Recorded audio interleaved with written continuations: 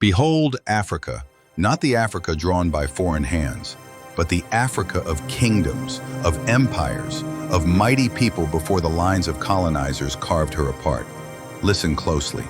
The map you know is not the true Africa. What you see today, with straight lines and broken shapes, is a design of conquest. But long before Europe divided her lands, Africa had her own map, a living map, a map of kingdoms, cultures, and ancient borders. In the beginning, Africa was whole. Her borders were rivers, mountains, deserts, and trade routes. Her divisions were not chains of ink on paper, but natural frontiers and sacred boundaries. There was the Empire of Mali, vast and rich, the Songhai, stretching across the Sahel, the Kongo Kingdom, strong and organized, the Oyo, the Benin, the Ashanti, and far to the east, the kingdoms of Nubia and Aksum. These were not tribes scattered in confusion. They were nations. They were civilizations. They drew their own maps with power, with trade, with culture. The Sahara was a shield, the Nile a lifeline, the Congo River a path of trade and might. Mountains stood as protectors. Forests stretched like walls. Every people knew their land, their neighbors, their place in the grand design.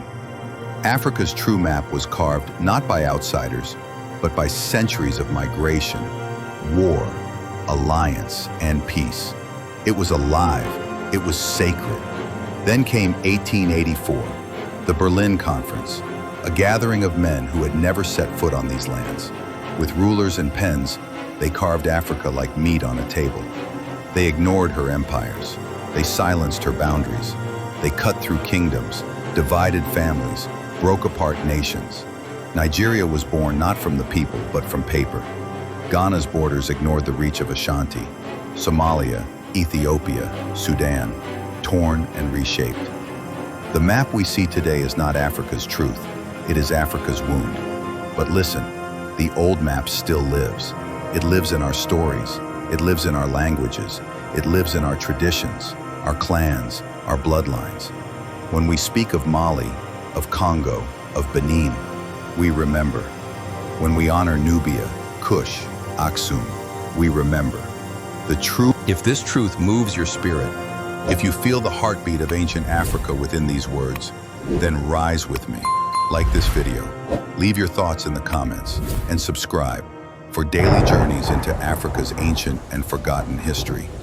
The story of Africa is not over. It lives in you. It lives in us. It lives forever.